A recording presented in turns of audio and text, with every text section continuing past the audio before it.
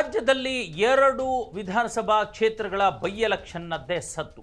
ಇಲ್ಲಿ ಕಾಂಗ್ರೆಸ್ ಮತ್ತು ಬಿಜೆಪಿ ದೊಡ್ಡ ಮಟ್ಟದಲ್ಲಿ ಸದ್ದು ಮಾಡ್ತಾ ಇವೆ. ಈಗಾಗಲೇ ಒಂದು ರೀತಿ ಆರೋಪ ಪ್ರತ್ಯಾರೋಪಕ್ಕೆ ಈಡಾಗಿದ್ದಾವೆ. ಎರಡೂ ಪಕ್ಷದ ಘಟಾನುಘಟಿ ನಾಯಕರು ಎಲೆಕ್ಷನ್ ಕ್ಯಾಂಪೇನ್ಗೆ ಅಂದರೆ ಚುನಾವಣಾ ಪ್ರಚಾರಕ್ಕೆ ಈಡಾಗ್ಬಿಟ್ಟಿದ್ದಾರೆ. ಆದರೆ ಇಲ್ಲಿ ಮತ್ತೊಂದು ರಾಜ್ಯದ ದೊಡ್ಡ ಪಕ್ಷವಾಗಿರ್ತಕ್ಕಂಥ ಪ್ರಮುಖ ಪಕ್ಷವಾಗಿರ್ತಕ್ಕಂಥ JDS ಎಲ್ಲಿ ಅನ್ನುವಂಥ ಪ್ರಶ್ನೆ ಹುಟ್ಕೊಂಡಿದೆ.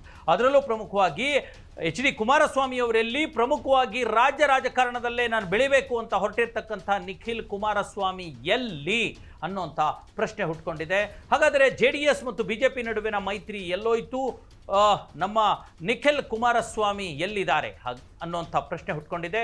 ಹಾಗಾಗಿ ಕುಮಾರಸ್ವಾಮಿಯವರ ಮಾತಿನಂತೆ ನಿಖಿಲ್ ಎಲ್ಲಿದ್ದೀಯಪ್ಪ ಅನ್ನುವಂಥ ಪ್ರಶ್ನೆ ಈಗ ಹುಟ್ಕೊಂಡಿದೆ. ಈ ಕುರಿತಂಥ ಮಾಹಿತಿಯನ್ನು ನಾನು ನಿಮಗೆ ಕೊಡ್ತೀನಿ. ನೀವು ನೋಡ್ತಾ ಇದ್ದೀರಾ ನೆಲ ಜಲ ಭಾಷೆಗಾಗಿ ಪ್ರಾಮಾಣಿಕ ಪತ್ರಿಕೋದ್ಯಮ ನಿಮ್ಮ ಫೋಕಸ್ TV.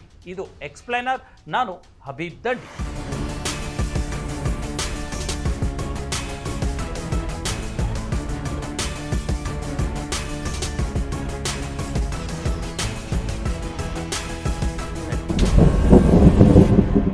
ಎಸ್ ವೀಕ್ಷಕರೇ, ರಾಜ್ಯಾದ್ಯಂತ ಬಾಗಲಕೋಟೆ ಮತ್ತು ದಾವಣಗೆರೆ ದಕ್ಷಿಣ ಕ್ಷೇತ್ರದ ಬೈ ಎಲೆಕ್ಷನ್ನ ಚುನಾವಣಾ ಭರಾಟೆ ಪ್ರಚಾರ ಎಲ್ಲವೂ ಕೂಡ ದಿನದಿನಕ್ಕೂ ಕ್ಷಣಕ್ಕೂ ದೊಡ್ಡ ಮಟ್ಟದಲ್ಲಿ ಬೇರೆ ಬೇರೆ ರೀತಿಯಲ್ಲಿ ಬರ್ತಾ ಇದೆ. ಈಗಾಗಲೇ ಶತಾಯಗತಾಯ ಕಾಂಗ್ರೆಸ್ ಪಕ್ಷವನ್ನು, ಆಡಳಿತಾರೂಢ ಕಾಂಗ್ರೆಸ್ಸನ್ನು ಸೋಲಿಸಲೇಬೇಕು ಅಂತ ಪಣದೊಟ್ಟಿರ್ತಕ್ಕಂಥ BJP ವಿರೋಧ ಪಕ್ಷ ಮತ್ತು ಅದರ ನಾಯಕರು ಎಲ್ಲರೂ ಕೂಡ ದಾವಣಗೆರೆಯಲ್ಲಿ ಮತ್ತು ಬಾಗಲಕೋಟೆಯಲ್ಲಿ ದೊಡ್ಡ ಮಟ್ಟದ ಚುನಾವಣಾ ಪ್ರಚಾರವನ್ನು ಮಾಡ್ತಾ ಇದ್ದಾರೆ. ಮಾಜಿ ಮುಖ್ಯಮಂತ್ರಿ SR ಬೊಮ್ಮಾಯಿ ಅವರ ಮಗ ಬಸವರಾಜ ಬೊಮ್ಮಾಯಿಯಿಂದ ಹಿಡಿದು ಜಗದೀಶ್ ಶೆಟ್ಟರ್ ಅವರಿಂದ ಹಿಡಿದು ಬಹುತೇಕ ರಾಜ್ಯದ ನಾಯಕರು, ಕೇಂದ್ರದ ಮಂತ್ರಿಗಳು, ರಾಜ್ಯದ MLAಗಳು, MPಗಳು ಎಲ್ಲರೂ ಕೂಡ ಈಗ ಚುನಾವಣಾ ಪ್ರಚಾರಕ್ಕೆ ಧುಮುಕು ಬಿಟ್ಟಿದ್ದಾರೆ BJPಯಿಂದ. ಈ ಕಡೆ ಕಾಂಗ್ರೆಸ್ಸಿಂದಲೂ ಕೂಡ ಮುಖ್ಯಮಂತ್ರಿ, ಉಪಮುಖ್ಯಮಂತ್ರಿಯಿಂದ ಹಿಡಿದು ಸರ್ಕಾರದ ಬಹುತೇಕ ಸಚಿವರು ಕೂಡ ಕ್ಯಾಂಪೇನ್ ಮಾಡ್ತಿದ್ದಾರೆ. ಈ ಎಲ್ಲದರ ನಡುವೆ ನಮಗೆ ಹುಟ್ಟುವಂತಹ ಒಂದೇ ಒಂದು ಮುಖ್ಯ ಪ್ರಶ್ನೆ, ಈ BJP ಮತ್ತು ಕಾಂಗ್ರೆಸ್ಸಿನ ಎಲೆಕ್ಷನ್ನ ಬಡದಾಟದ ನಡುವೆ JDS ಎಲ್ಲಿ ಅನ್ನುವಂಥದ್ದು ಅಲ್ವಾ.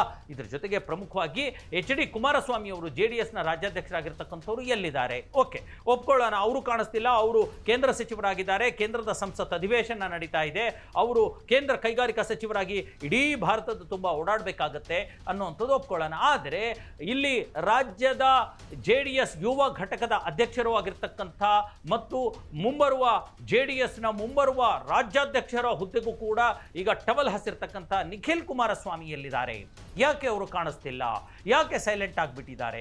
ಯಾಕೆ ಈ ಬೈ ಎಲೆಕ್ಷನ್ನಲ್ಲಿ ಎಲ್ಲೆಲ್ಲೋ ಅವ್ರದ್ದು ಸದ್ದು ಇಲ್ಲ, ಸುದ್ದಿನೂ ಇಲ್ಲ? ಯಾಕೆ ಅನ್ನುವಂಥದ್ದು. ದಾವಣಗೆರೆಗೂ ಹೋಗಲಿಲ್ಲ, ಬಾಗಲಕೋಟೆಗೂ ಹೋಗ್ತಿಲ್ಲ. ಯಾಕೆ?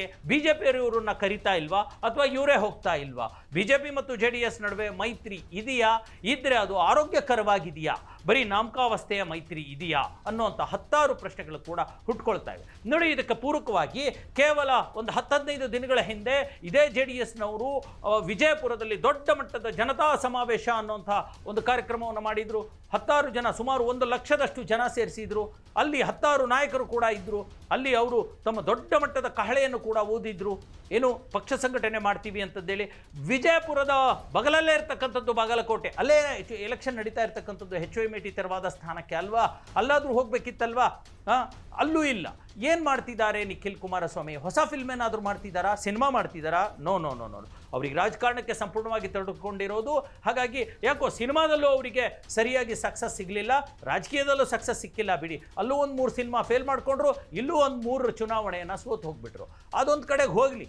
ಈಗ JDSನ, ಅದರಲ್ಲೂ ದೇವೇಗೌಡರ ಕುಟುಂಬದ ಭವಿಷ್ಯದ ತಾರೆ, ಭವಿಷ್ಯದ ಬೆಳಕು ಅಂತಾನೆ ಕರೆಸ್ಕೊಳ್ಳುವಂಥ ನಿಖಿಲ್ ಕುಮಾರಸ್ವಾಮಿ ಯಾಕೋ ಸೈಲೆಂಟ್ ಆಗಿಬಿಟ್ಟಿದ್ದಾರೆ? ಯಾಕೆ? ಎಲ್ಲದಕ್ಕಿಂತ ಪ್ರಮುಖವಾಗಿ BJP ರಾಜ್ಯಾಧ್ಯಕ್ಷ ಇದ್ದಾರಲ್ಲ BY ವಿಜಯೇಂದ್ರ ಅವರು ಮತ್ತು JDSನ ಈ ನಿಖಿಲ್ ಕುಮಾರಸ್ವಾಮಿ ಅವರ ನಡುವೆ ಅಂಡರ್ಸ್ಟ್ಯಾಂಡಿಂಗ್ ಇಲ್ವಾ? ಹೊಂದಾಣಿಕೆ ಬರ್ತಾ ಇಲ್ವಾ? ಯಾಕೆ BY ವಿಜಯೇಂದ್ರ ನಿಖಿಲ್ ಕುಮಾರಸ್ವಾಮಿ ಅವರನ್ನ ಕ್ಯಾರೇನೆ ಮಾಡ್ತಿಲ್ಲ? ಯಾಕೆ ಎಲ್ಲೂ ಅವ್ರು ಕರೀತಾನೆ ಇಲ್ಲ ಅನ್ನೋಂಥ ಪ್ರಶ್ನೆಗಳಿಗೆ ಉತ್ತರ ಸಿಗಬೇಕಿದೆ.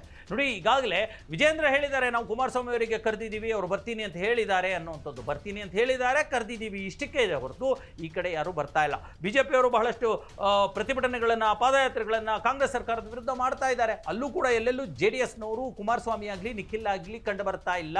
ಹಾಗಾದರೆ ಮೈತ್ರಿ ಕೋಮಾದಲ್ಲಿದೆಯಾ? ಮೈತ್ರಿ ICUನಲ್ಲಿದೆಯಾ? ಮೈತ್ರಿ ಹಾಸ್ಪಿಟಲ್ನಲ್ಲಿದೆಯಾ?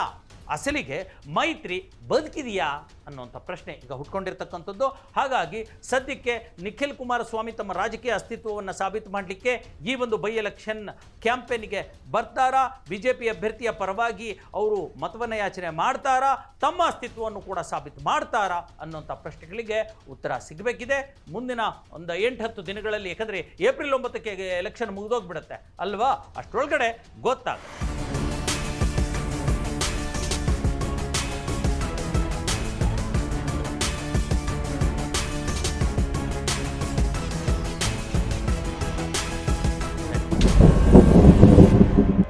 ಎಸ್ ವೀಕ್ಷಕರೇ, ಇದಾಗಿತ್ತು ಇವತ್ತಿನ ಎಕ್ಸ್ಪ್ಲೇನರ್. ಮುಂದಿನ ಮತ್ತೊಂದು ವಿಚಾರದೊಂದಿಗೆ ನಾನು ಮತ್ತೆ ಬರ್ತೀನಿ. ಅಲ್ಲಿವರೆಗೂ ನೋಡ್ತಾ ಇರಿ ಫೋಕಸ್ ಟಿವಿ.